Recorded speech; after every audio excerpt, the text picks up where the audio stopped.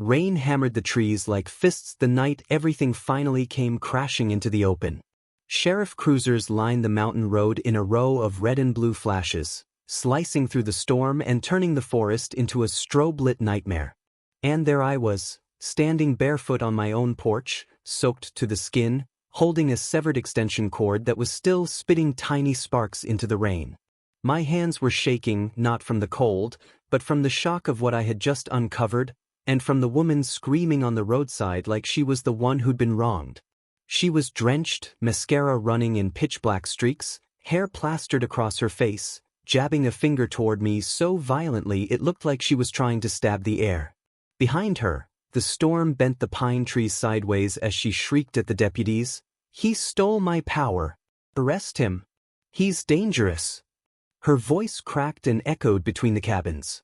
You'd think I was the one caught siphoning electricity through a hidden forest pipeline. One deputy tried to calm her. The other kept glancing in my direction, eyes narrowed, hand resting near his belt as if unsure who the threat actually was. The tension cut sharper than the lightning splitting the sky above us. And then there was the brother. He lurked behind her truck, hood pulled low, face shadowed, watching everything with this uneasy stillness. He didn't speak, didn't move, just stared, like he was waiting to see which way this was going to fall, and whether he needed to run. The sheriff, drenched from head to toe and shining his flashlight beneath a fallen log, suddenly stopped. His beam froze on something that shouldn't have existed, an ugly, makeshift knot of wires threading through pine needles, duct-tape junction boxes half buried under wet leaves, and an illegal tap drilled straight into my private power connection. My meter. My line. My home. I saw his posture change instantly. A stiffening. A realization. A slow exhale that vanished into the cold air. Karen saw it too. And in that moment, her screams turned desperate. He planted that. He staged all of it. He's been stalking my property. I'm the victim here. She grabbed the deputy's arm with shaking hands, trying to pull him away from the truth lying in the mud. But the truth didn't start tonight. It built quietly, piece by piece, like a trap I didn't know I was walking into.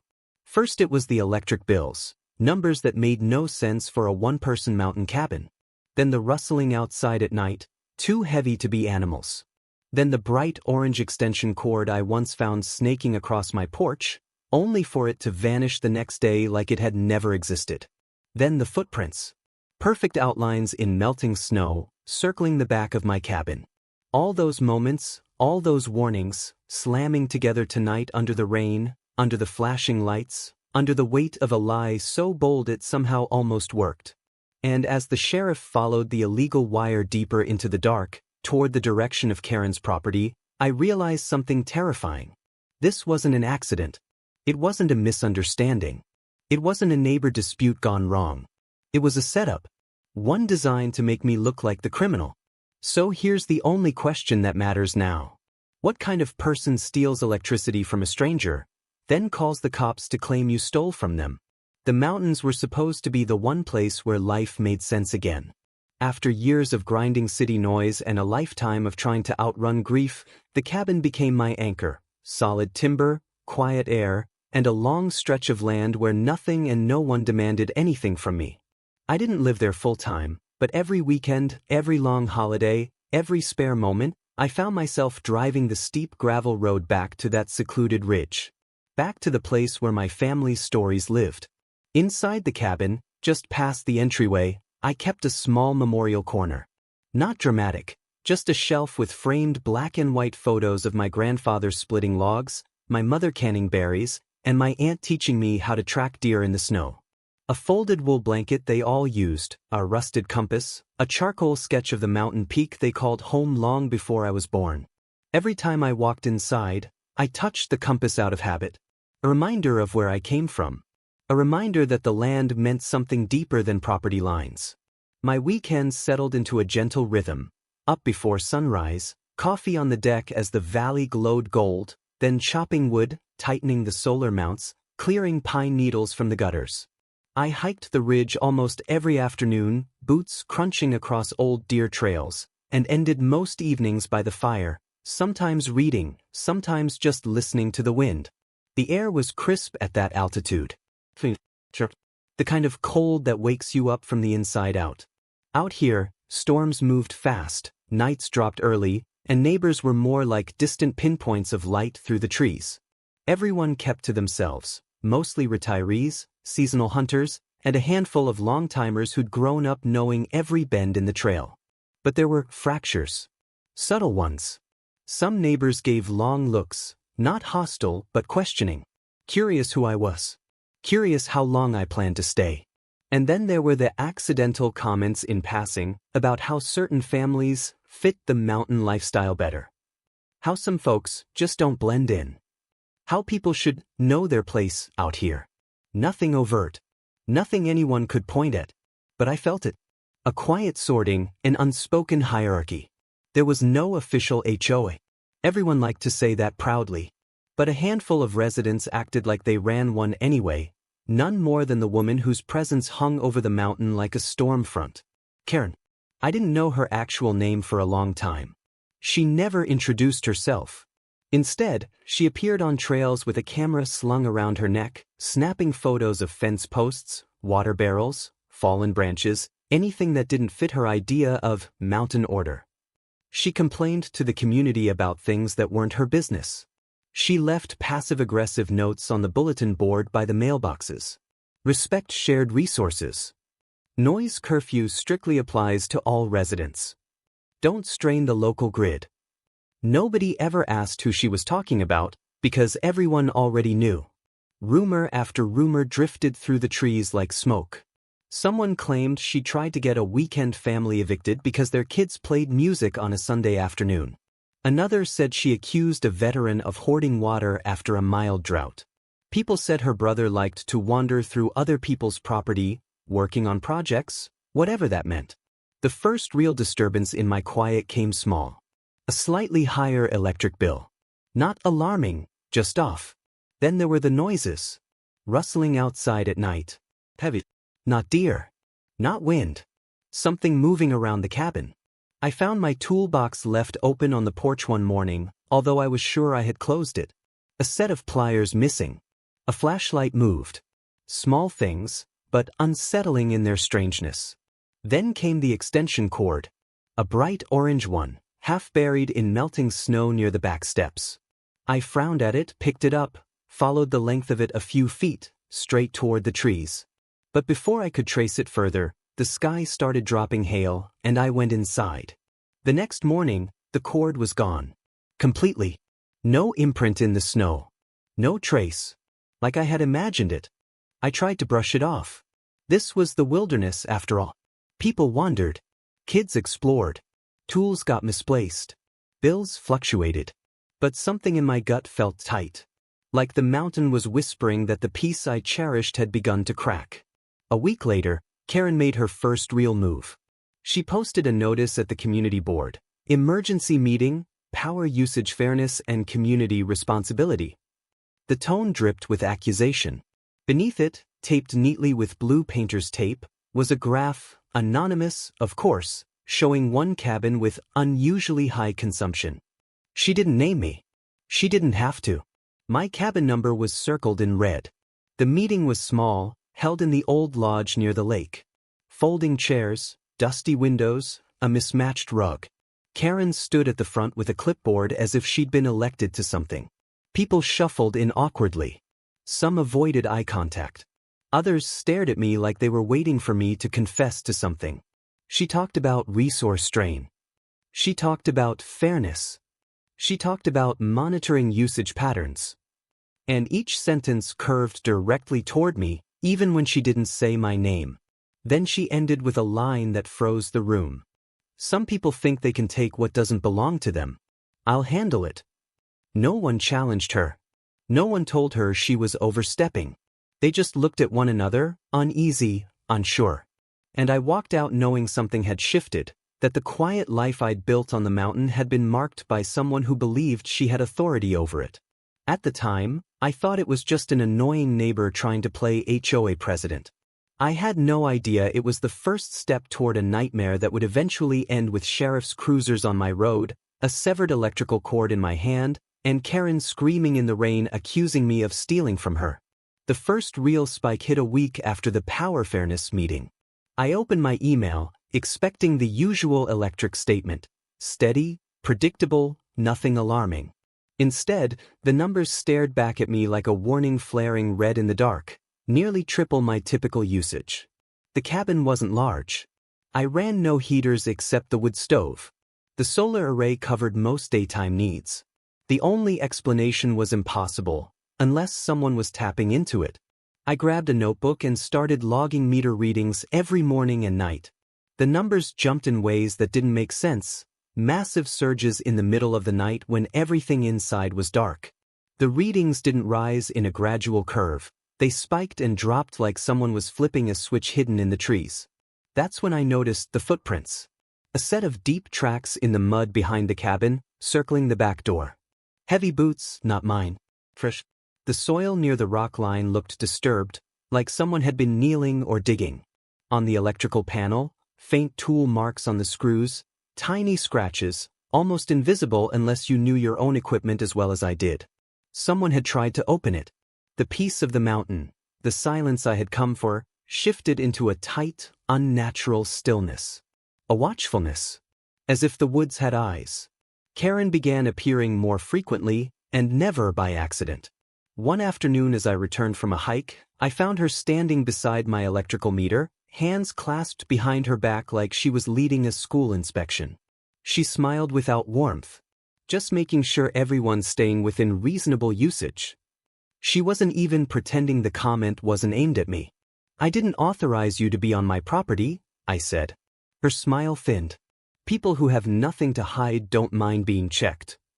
By the time she left, an anonymous note was wedged in my cabin door frame. Power monitoring in progress. Violations will be addressed. 2 nights later, headlights flickered through the trees. I saw a silhouette, tall, hooded, moving along the ridgeline. Karen's brother. He had the same sharp, intrusive posture she did, the same entitled air.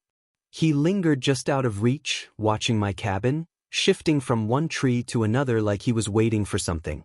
I realized the accusations weren't warnings. They were groundwork. And something was already happening behind my back. I bought 2 trail cameras the next morning and hid them in the tree line. For 3 nights, they caught nothing but raccoons and drifting fog. On the 4th night, just after midnight, I heard the faint rustle of branches brushing against something heavy.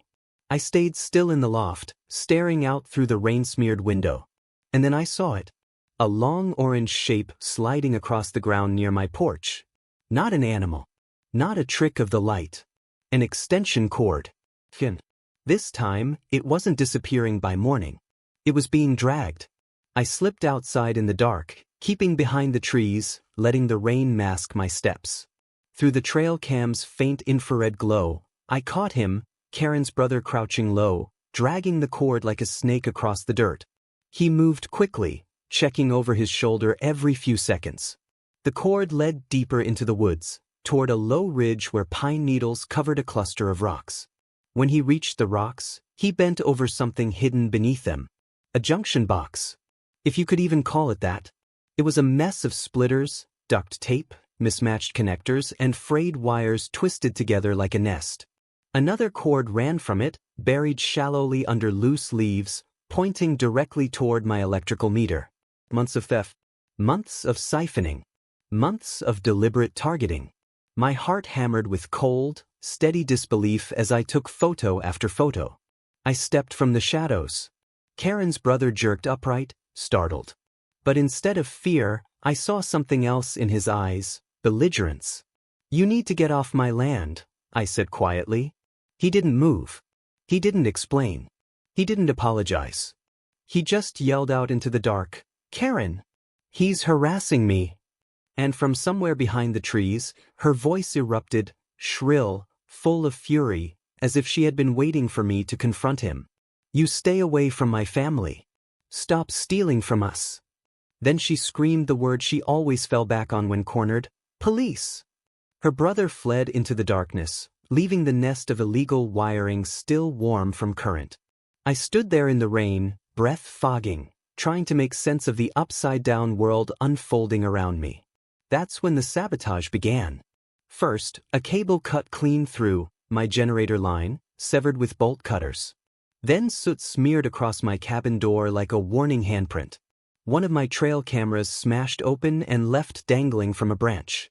And each time I drove into town, I felt eyes following me, Karen whispering loudly in the general store about people like him draining resources, the cashier giving me a sympathetic smile he didn't dare hold too long. Neighbors split into two camps. Some avoided me, afraid of getting dragged into whatever drama Karen was brewing. Others quietly approached, offering subtle support, a nod, a muttered, "Hang in there," bags of groceries left on my porch with no note. But the tension thickened. The mountain felt different now, as if even the trees were bracing for something dark. The worst night came during a storm, one of those violent mountain rains that turned the sky black and the air electric. Thunder rolled across the ridge while wind slammed against the cabin. That's when I heard it. A strange buzzing beneath the porch. Not a generator. Not an animal. Electrical. Wrong. When I stepped outside, rain hammered my hood, and the forest glowed with lightning. I scanned the porch floor and saw it again, the bright orange cord snaking boldly across the boards. But this time, it wasn't cold. It was warm. Freshly used. I followed it, pulling it hard. The cord slid across the mud as I walked deeper into the storm, toward the line of trees separating my property from Karen's. It led straight to her backyard. And I realized then, she wasn't stealing random power. She had built an entire hidden network, cords under leaves, junctions behind rocks, a web designed to suck from only one source. The surge hit my palm as I yanked the cord free. Sparks flew, hissing in the rain. Behind me, the lights in Karen's house blinked once, then died entirely. Her screech tore through the storm. She sprinted onto her porch, soaked in rain, hair plastered to her face, pointing at me like a deranged prophet. "You cut my power. You vandalized my property. I'm calling 911. Her porch light flickered and died again. I stood there in the storm, frozen, gripping the severed cord as thunder cracked overhead. Then came the sound I will never forget. Sirens. Echoing through the forest. Growing louder. The rising action ended right there. Me standing on the muddy trail, rain pouring off my jacket, the severed cord hanging from my hand, while Karen screamed into her phone, spinning a story that would ignite the most explosive confrontation of my life. The storm hadn't let up for a second. Sheets of rain hammered the pines as the sheriff's cruisers skidded into the gravel turnout, red and blue lights flickering across the flooded tree line. I stood there in the downpour, soaked to the bone, gripping the severed, sparking extension cord like a smoking gun. My breath came out in clouds. My heart didn't beat, it punched. Deputies stepped out cautiously, hands near their belts.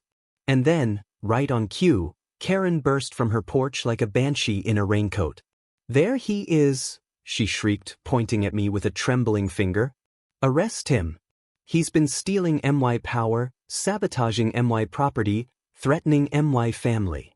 She stumbled dramatically in the mud as if she'd been running for her life. Her hair plastered to her face in stringy blonde streaks, mascara bleeding down her cheeks until she looked like a melting doll. She clutched her chest for added effect, gasping like she might pass out. "I was alone in my house," she wailed. "He cut my power. He tried to attack my brother.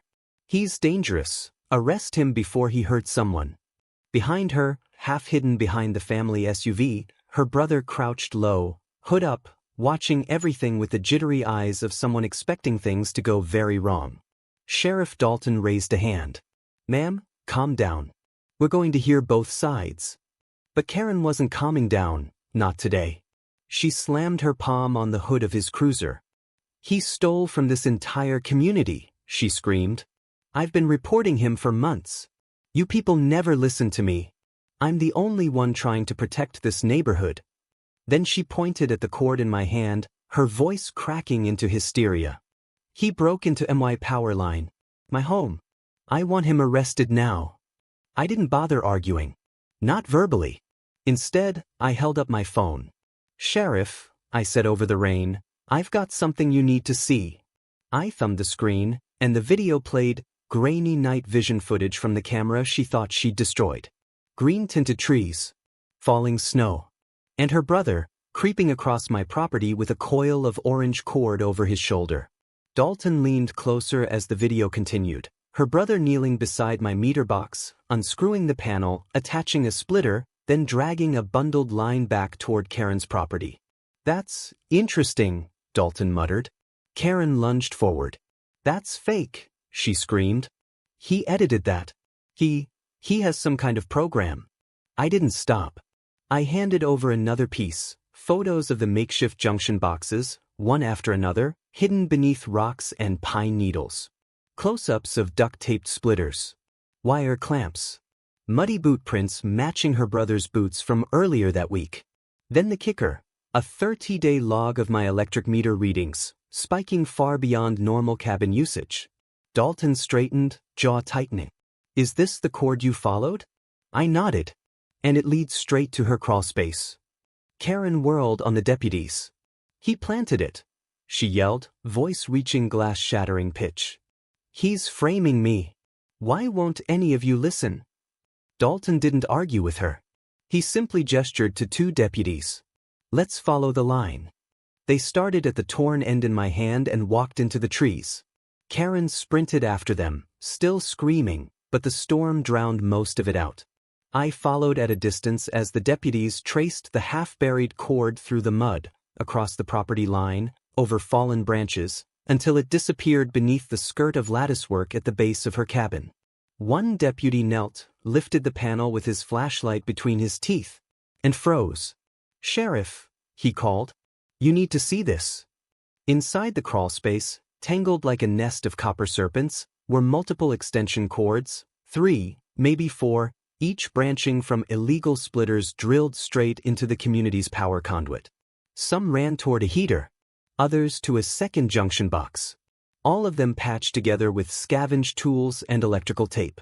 And lying beside the mess? A tool bag with her brother's initials in Sharpa.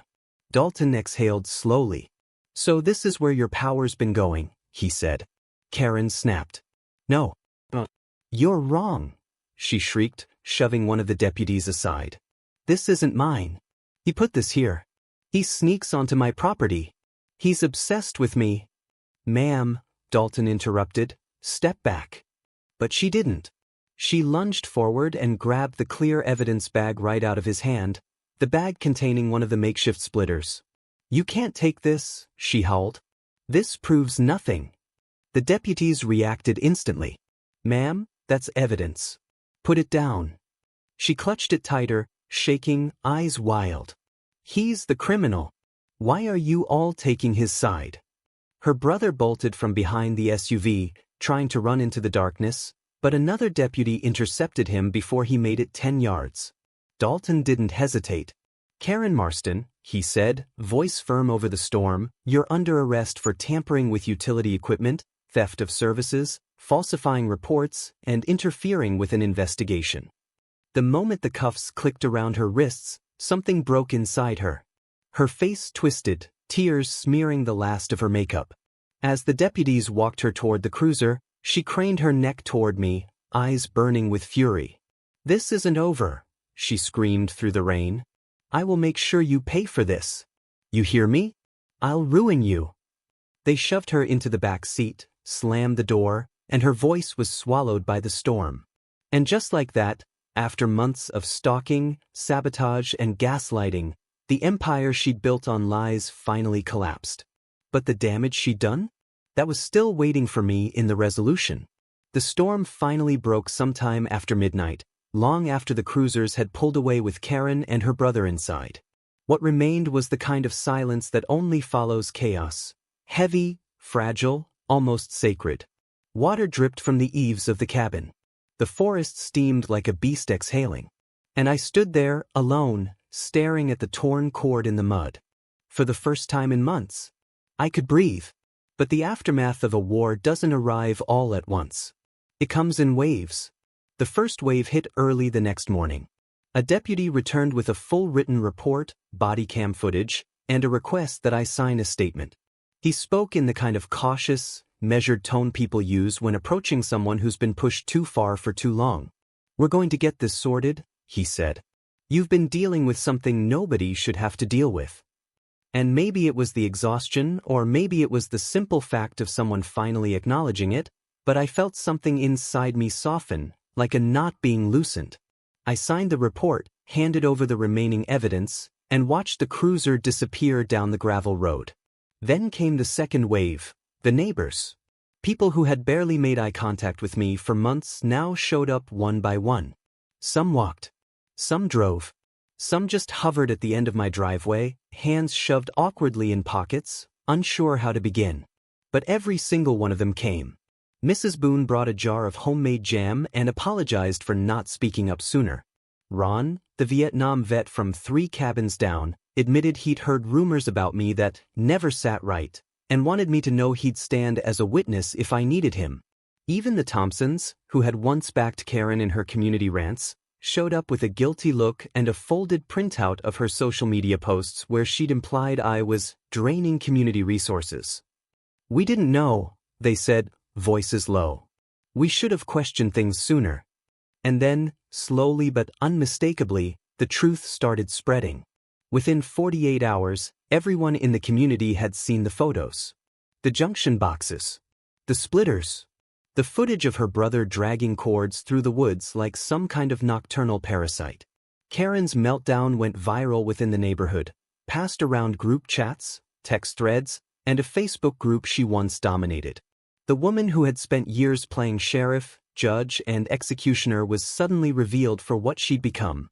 A petty tyrant addicted to control, willing to break the law just to maintain the illusion of power.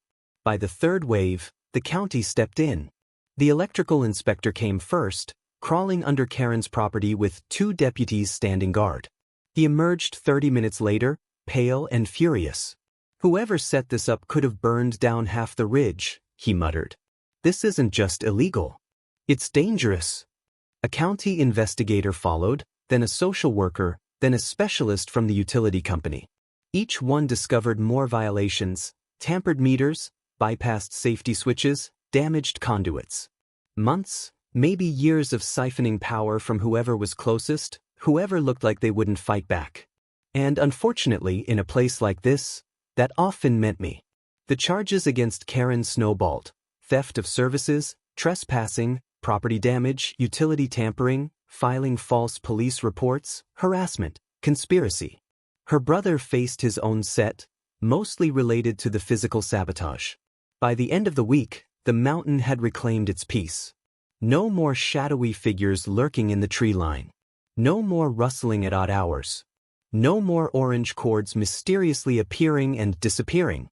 But the emotional weight? That lingered.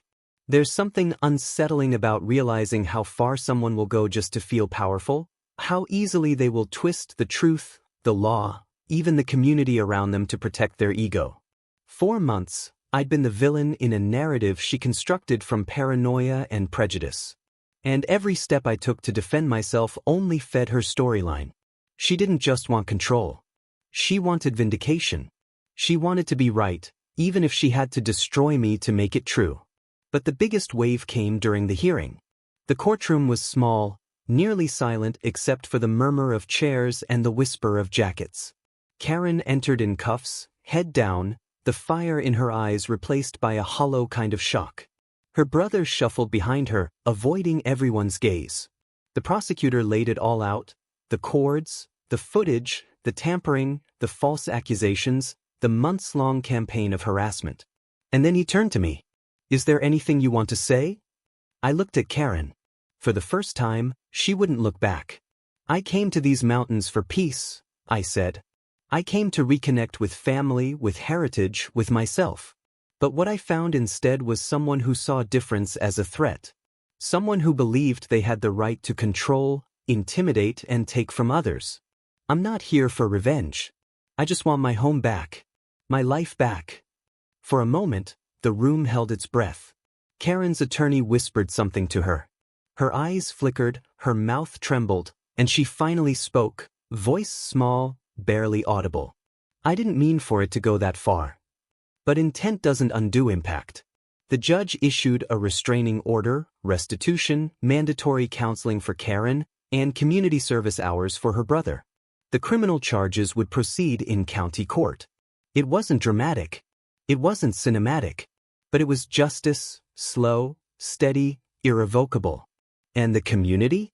It changed. People talked more. Watched out for each other.